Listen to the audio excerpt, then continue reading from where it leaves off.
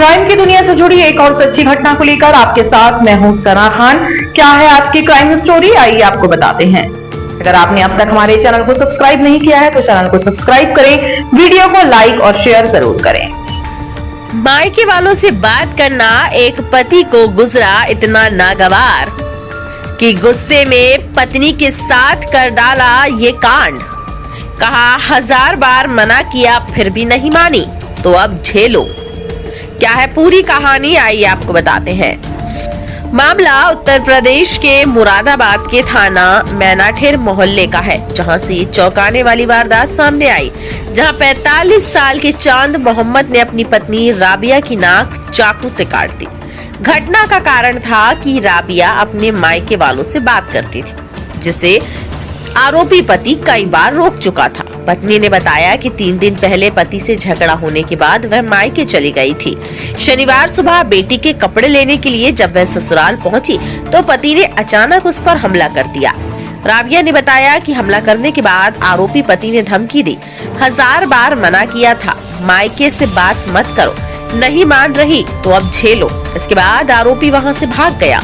घायल पत्नी अपने कपड़े से नाक दबाकर मायके पहुंची। परिजनों ने तुरंत उसे मुरादाबाद जिला अस्पताल पहुंचाया, जहां से उसे गंभीर हालत में हायर सेंटर रेफर कर दिया गया।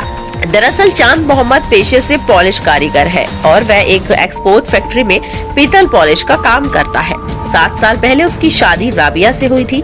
दंपत्ति के बच्चे नहीं होने पर एक बच्ची को गोद लिया। आरोप और विवाद का सिलसिला शादी के कई वर्षों से चल रहा था। राबिया की मां चंदा ने बताया कि चांद मोहम्मद बेटी को मायके वालों से बात करने से रोकता था, जिससे अक्सर झगड़े होते थे।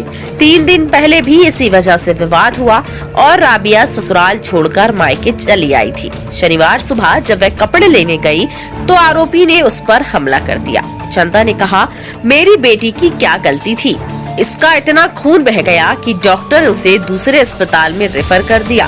बेटी की हालत अब भी ठीक नहीं है। राबिया की बहन रवीना ने बताया कि आरोपी ने कल मिट्टी का तेल डालकर बहन को जलाने की धमकी दी थी। इसके बाद राबिया थाने गई और शिकायत दर्ज कराई। पुलिस ने समझाकर मामला शांत कराया, लेकिन शनिवार सुबह वही आरोपी चाकू लेकर घर में प्रवेश कर राबिया पर हमला कर दिया। बहन दौड़ते हुए वापस मायके आई और परिजन तुरंत उसे अस्पताल लेकर पहुँचे। मेरा नाम चंदा जी। क्या हुआ है? इनका ये हुआ था, ये सुबह को उठ के घर पर सवेरे गई और उठ के इन्होंने ताला खोला। जो यहाँ पर उनका पेट्रोल पड़ा था, वो पेट्रोल से झाड़ू साफ करने लगी। साफ करके धुलाई भी कर दी।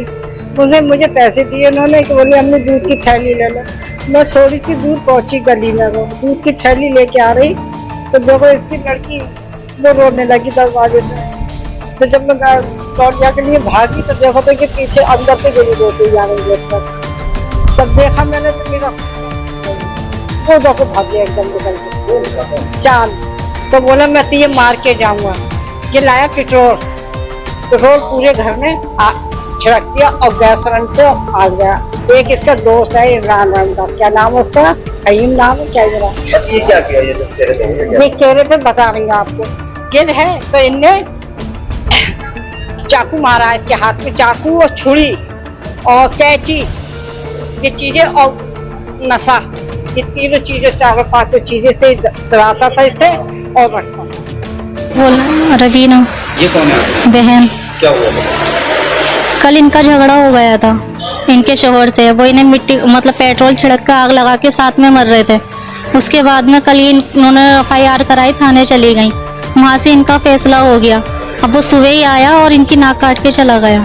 ये अपनी बेटी के कपड़े लेने गई थी, बस यही हुआ था सुबह। शोहर इनके शोहर मियाँ जी मनेठेर रहती हैं। हम भी मनेठेर ही रहते हैं। हमला इनका चाकू से कराया हमने। ये क्या कर रही थी? ये अपनी बेटी के कपड़े लेने गई थी। रात तो ये हमारे पास सो गई थी, उसके बाद सुबह अपनी बेटी के कपड़े लेने गई थी। उन्हें जैसे ही इन्होंने ताला खोला वैसे ही वो पीछे से आके इनका हमला करके चला गया। क्या करता है? पालिश का काम करता है। कितने टाइम तक शादी तो इनकी 7-8 साल पहले हुई थी। एक ही बेटी है, वो भी इन्होंने गोद लिए। डॉक्टर साहब ने रेफर कर दिया, जी उन्हें भेज दिया, रेफर कर दिया। जी हाँ, यहाँ से रेफर कर दिया, मेरठ के लिए बोल दिया है। क्यों? इनकी हालत बहुत सीरियस है।